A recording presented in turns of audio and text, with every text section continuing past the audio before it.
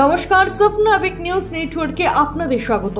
না, এবার আর জমি মাফিয়া নয়, প্রকাশ্য দিবালোকে পানিহাটির বুকে বিজেপি উত্তর শহরতলি জেলা সহসভাপতি মলয় চক্রবর্তীর মদতে পুকুর ভরাটের অভিযোগ উঠল খোদ জলা জমির মালিকের বিরুদ্ধে।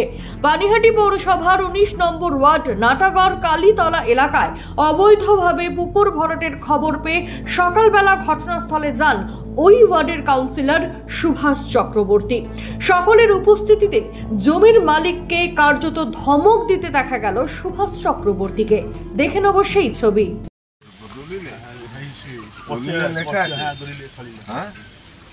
লেখা থাকলে হবে না তো, আপনাকে এটা এখানে ই রয়েছে। যখন কিনেছে পুকুর ছিল, উনি 85 সালে কিনেছে, আজকে 40 বছর এটা পুকুর হিসাবে ইউজ হচ্ছে। ঠিক আছে, নেচার শালি হতে পারে, ইউজ হচ্ছে পুকুর হিসাবে, এটা দেখতে হবে। Nature and character change. Okay জানার কিছু না, কেউ ইনফরমেশন না পেলে তো আপনি ভরে ফেলতেন। এগুলো সব তুলুন, এগুলো কালকের মধ্যে যদি না তোলেন তাহলে আমার লোক আসবে, আমি তুলে দেবো। আপনাকে বলে যাচ্ছি, এখন সব তুলে দেবেন, কোনো ভরাট চলবে না, সব তুলে দেবেন। আমার এই ওয়ার্ড, আমাকেই তো জানালেন না, আমি অবাক হয়ে যাচ্ছি। হ্যাঁ, মানে আপনারা এত মাতব্বর হয়ে গেলেন। মাতব্বর, আপনার পেছনে কোনো মাতব্বর আছে? দেখান তাকে। হরিদাস পাল এখানে কে কে আছে আপনার পাশে? আপনি কে থাকবে? আপনি ভাবছেন কাউন্ট জোরে করছেন? আপনার বয়স হয়ে গেছে, আপনাকে বলতেও তো আমারই লাগবে। এটা কালকের মধ্যে তুলে না দিলে আমি লোক দিয়ে তুলে দেবো। কেন? তুমি তো ওরাই লোক দিয়ে তুলাবে।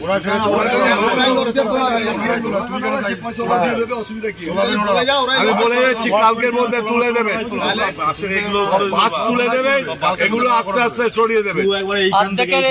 পুকুর ভরাট নিয়ে ঠিক কি সাফাই দিলেন জমির মালিক সঞ্জীব কর্মকার, শুনবো।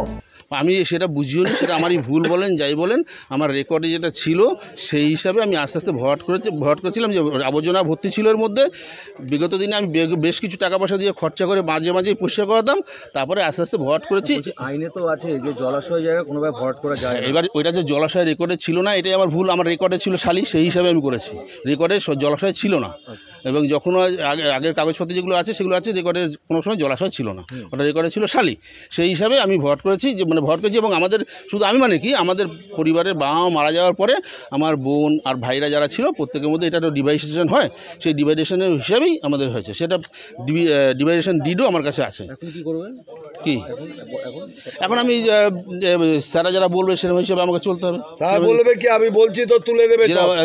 পানিহাটির বুকে বাস্তুতন্ত্র নষ্ট করে মোটেই ইমারত গড়ে তুলতে দেওয়া যাবে না। রাতারাতি ভরাট করা অংশ পুনরায় আগের পরিস্থিতিতে ফিরিয়ে আনার নির্দেশ দিলেন কাউন্সিলর সুভাষ চক্রবর্তী।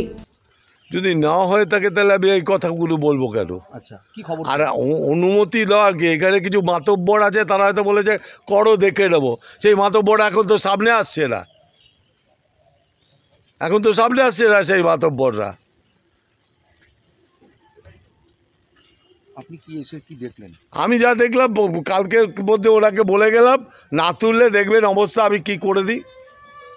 আজকে পুলিশ এসছে, কালকে অন্য লোক আসবে, কেন্দ্রীয় সরকারের পুলিশ দিয়ে আসবো। সে কেন্দ্রীয় সরকারের লোক দিয়ে আপনি দেখে কি করি।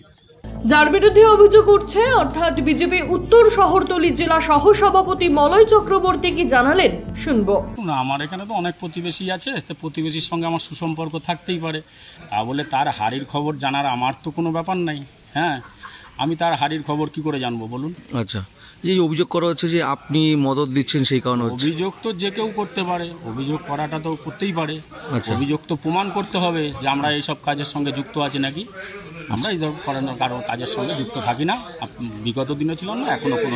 ঘটনাকে কেন্দ্র করে উত্তেজনা তৈরি হয় এলাকায়। খবর পেয়ে ঘটনাস্থলে খোলা থানার পুলিশ এসে পরিস্থিতি নিয়ন্ত্রণে আনে। তবেই প্রথম নয়, এর আগেও পানিহাটির বুকে বিভিন্ন জায়গায় অবৈধভাবে পুকুর চুরির খবর আমরা তুলে ধরেছি।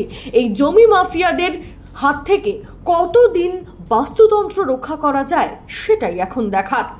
রাজাদের সাবনাবিক নিউজ পানিহাটি। সমস্ত খবরের আপডেট জানতে লাইক করে সাবস্ক্রাইব করুন সাবনাবিক নিউজ। সেই সঙ্গে বেল বাটন প্রেস করতে ভুলবেন না। আপনাদের একটা সাবস্ক্রিপশন আমাদের জন্য অত্যন্ত মূল্যবান। জয় হিন্দ।